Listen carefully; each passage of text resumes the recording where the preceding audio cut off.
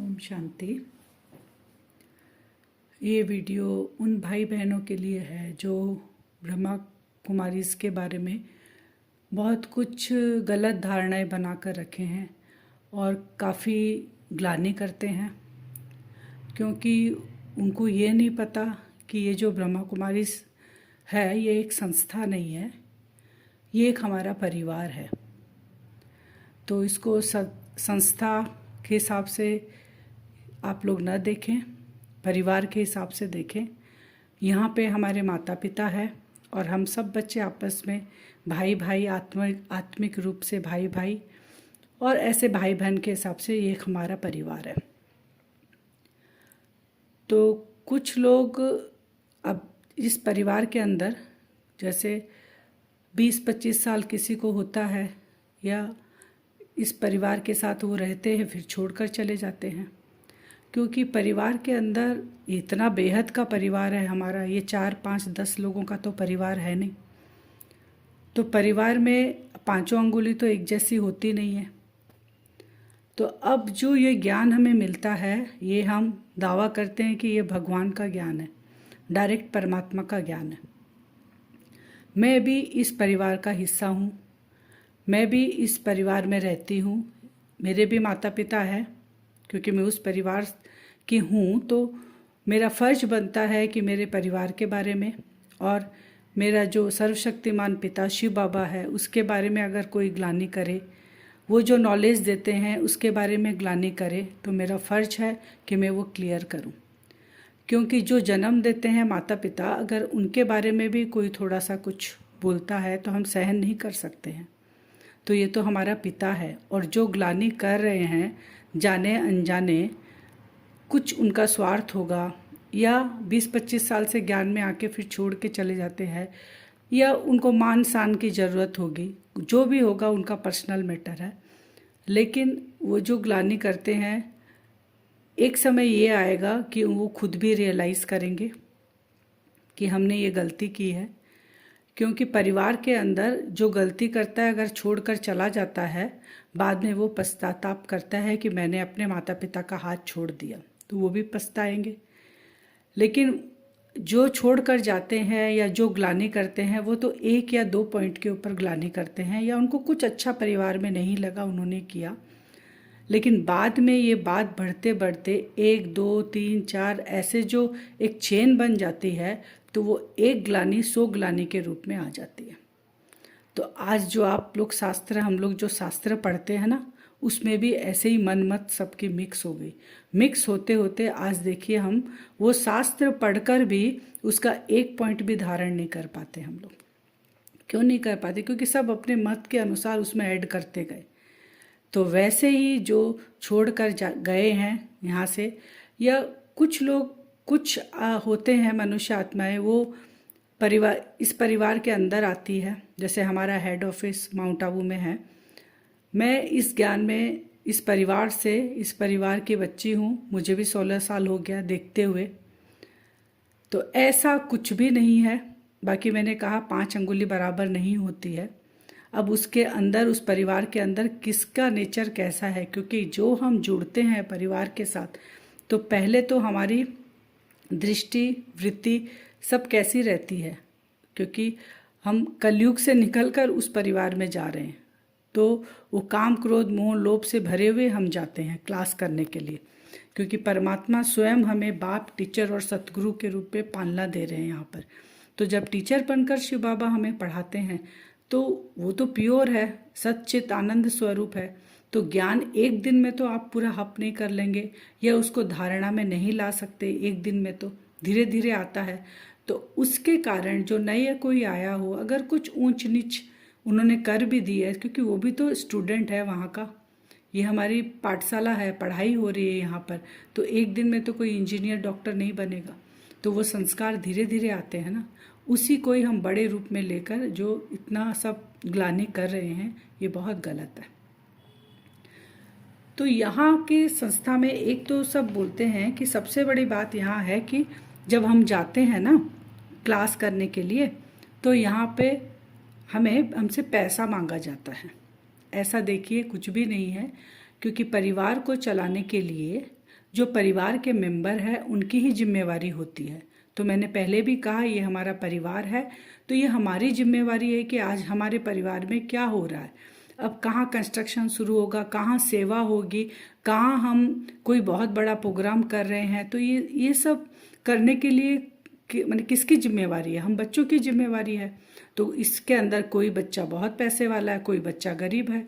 तो जो पैसा वाला है वो अपना कंट्रीब्यूट करेगा ना, क्योंकि परिवार के अंदर अगर कोई कुछ फंक्शन होता है, शादी होता है और होता है हमारे परिवार में, तो हम लोग करते नहीं है क्या? जिसके पास जितनी क्षमता होती है उतना वो उतना पैसे से हेल्प करता है, जिसके पास कुछ सामान होता है वो सामान से हेल्प करता है। तो ये भी हमारा बेहद का परिवार है। तो जिसके पास बहुत ज़्यादा है वो उस हिसाब से करता है, जिसके पास नहीं है वो 10 रुपया करके भी हेल्प कर सकता है। तो यहाँ हमें परिवार में कोई नहीं पूछता कि आप 10 रुपया क्यों दियो, आप 2000 रुपये क्यों। किसी को कुछ पता ही नहीं चलता कि कैसे ये यज्ञ का काम हमारा चल रहा है और कैसे ये हो रहा है। ना हम किसी से मांगते हैं, ना कोई हमको डोनेशन देते हैं, ना हम जाके मांगते हैं। और जो हमारा ये 7 डेज का कोर्स है ये फ्री ऑफ कॉस्ट इसलिए रखा गया है कि परमात्मा का ज्ञान है, हर आत्मा का हक है कि परमात्मा धरती पे आ चुका है, ये उसको पता चले। उसके बाद करे नहीं करे वो उसकी मर्जी। तो हो सकता है कोई ऐसा भी बच्चा होगा जिसके पास 1 रुपया भी नहीं हो, इसीलिए चार्ज नहीं रखा जाता कि वो फ्री ऑफ कॉस्ट बाबा का परिचय उसको मिल जाए कि परमात्मा मुझ आत्मा का पिता आ चुका है, इसलिए इसका चार्ज नहीं लिया जाता। तो पैसे की बात तो ये है कि हमारे परिवार में हम पैसा खर्चा करते हैं, तो यहाँ पे भी कोई भी फंक्शन होता है तो हम कंट्रीब्यूट करते हैं इसमें पैसा। तो ये एक बात है। और एक है कि बोलते हैं कि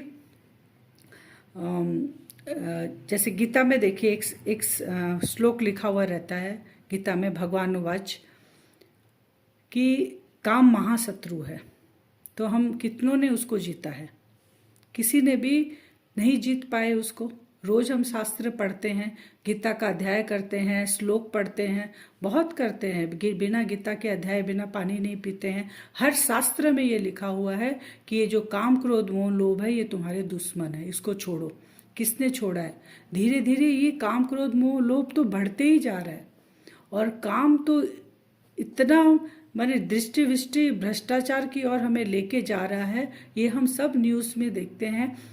माने आप सोचो एक दिन की बच्चे के ऊपर भी दृष्टि इतनी खराब हो सकती है। तो ये क्या ये मनुष्यों का काम है? ये वही चीज जब हम परमात्मा का ज्ञान लेते हैं, हम घर गृहस्थ में रहकर पवित्रता धारण करते हैं, तो उसमें भी अंगुली नहीं उठानी चाहिए किसी को कि ऐसा करते हैं। देखो आप, हमको संस्कार मिल रहे हैं इतने अच्छे कि हम अपनी गृहस्थी को एक आश्रम, जो साधु संन्यासी घर बार छोड़कर जाके अलग रहकर अपना आश्रम स्थापन करते हैं, हम घर गृहस्थी में रहकर वो वाली जो क्वालिटी वाली जो हमारी थॉट्स है, जो काम क्रोध मोह लोभ को हम छोड़ते हैं और घर गृहस्थी में हम रहकर दिखाते हैं। तो ये बहुत बड़ी बात है। आज कलयुग अंत में जिस विकार के लिए हाहाकार मचा हुआ है और उस विकार को हम छोड़कर घर गृहस्थी में शांति से रह रहे हैं, तो ये कोई साधारण बात नहीं है, ये बहुत बड़ी बात है। इसको ग्लानि के रूप में कहने से कुछ नहीं होगा, क्योंकि जो बोल रहे हैं वो खुद में तो परिवर्तन करें सबसे पहले, और जो आते हैं परिवर्तन नहीं कर पाते हैं वो बाहर जाकर ट्रेटर बनते हैं और ग्लानि करते हैं कि यहाँ ऐसा होता है, यहाँ ऐसा होता है।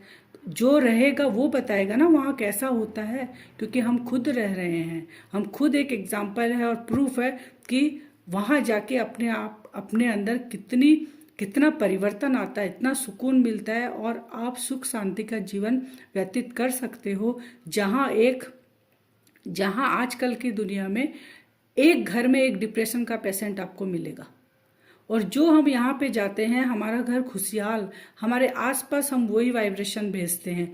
तो इसमें क्या गलत है?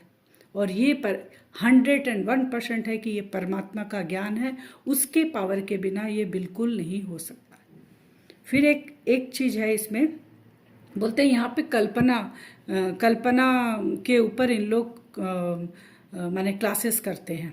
तो कल्पना, तो ये तो दुनिया पूरी ही कल्पना के बेस है। हम सबको पता है कि हम कल मर जाएंगे, सबको पता है। आज भी कुछ हो सकता है हम लोग को, ये सबको पता है। कोई ये नहीं बता सकता कि कब हम इस शरीर को छोड़ेंगे, लेकिन उसके बाद भी तो हम कितना 10 साल 15 साल 25 साल 30 साल की पूरा नींव बांध के रखते हैं। वहाँ तक तो ठीक है। फिर पोते पड़ोते खाएंगे वहाँ तक काम, तो ये कल्पना नहीं है, ये भी तो कल्पना है। बच्चे का जब हम एडमिशन देते हैं और बोलते हैं डॉक्टर बन के निकलेगा या 10th 12th ग्रेजुएशन करके निकलेगा, तो ये भी तो एक कल्पना है। आज वो 3 साल का बच्चा है, 20 साल बाद क्या होगा? तो हर चीज़, ये दुनिया ही कल्पना अगर ऐसा बोला जाए तो ऐसी बात नहीं है। जैसे चक्र फिरता है, अब रात है तो ये तो हम सारा दिन देखते हैं कि अभी रात हुई तो कल दिन होगा, दिन के बाद फिर दोपहर शाम होगा, ये हम इन 2 आंखों से हम देख रहे हैं, इसलिए हम ये मान ले रहे हैं। सीजन चेंज होता है, ये हम आंखों से देख रहे हैं, ये हम मान लेते हैं। लेकिन जो युग परिवर्तन होता है ना, ये भी तो होता ही है युग परिवर्तन, क्योंकि हम इस एक लाइफ में वो युग परिवर्तन नहीं देखते हैं, इसलिए हमें कल्पना लगता है। तो ये हमें कौन बताएगा आकर? हमसे जो ऊपर है, सबसे पावरफुल जो है, जो इस सृष्टि को देखता है, वही तो आके बताएगा। तो हम आत्मा जैसे निराकार है, वो भी निराकार है, वो भी शरीर का आधार लेके हमें ज्ञान देता है। वो ही यहाँ पे महावाक्य चलते हैं, वही आके बताता है कि अभी कलयुग का एंड है, फिर चक्र फिर रहा है, फिर सत्युग आएगा। तो उस सत्युग की अगर हम तैयारी कर रहे हैं, यहाँ अगर एक सीमेंट बालू का घर बनाने के लिए हमको अगर 10 साल लग रहे हैं और मेरा एक दिन का भरोसा नहीं, वो हम कर सकते हैं। और सत्युग आने वाला है, अगर हम अपने चरित्र को अच्छा बना रहे हैं, हमारे अंदर से विकारों को निकाल रहे हैं, तो इसमें क्या गलत है? अगर हम सत्युग जैसे दिव्य गुण अभी अपने अंदर ला रहे हैं तो सत्युग जैसा दिव्य गुण हम अगर घर गृहस्थी में रहकर ला रहे हैं, ये पढ़ाई हम पढ़ रहे हैं, तो इसमें गलत क्या है? क्योंकि सभी लोग चाहते हैं कि सुख शांति की दुनिया हो, मन से सब चाहते हैं, और उस सुख शांति की खोज के लिए बाहर भटक भी रहे हैं। और हमें वो अतीन्द्रिय सुख का आनंद घर बैठे बैठे हमको वो प्राप्त हो रहा है। तो हम अपने चरित्र को, अपने दिनचर्या को अपने हिसाब से परमात्मा की श्रीमत के अनुसार अपने अंदर वो दिव्य गुण धारण कर रहे हैं। एक क्वेश्चन सब करते हैं कि यहाँ खान पीन जो है वो किसी के हाथ का नहीं खाते हैं। तो देखिए, आज जो खाना पीना हम लोग इतना अति की तरफ चले गए हैं, हर जगह का हम खाना खा लेते हैं। खा के आने के बाद सबकी पोजीशन प्राय 90% लोग आके बोलते हैं कि आज खाना ज़्यादा हो गया, आज मेरे को पेट में प्रॉब्लम हो रहा है। क्योंकि वाइब्रेशन बहुत मैटर करता है। जैसा अन्न वैसा मन, ये हमारी पुरानी कहावत है। बुजुर्ग सब बोल कर गए, ऐसे नहीं बोल कर गए हैं।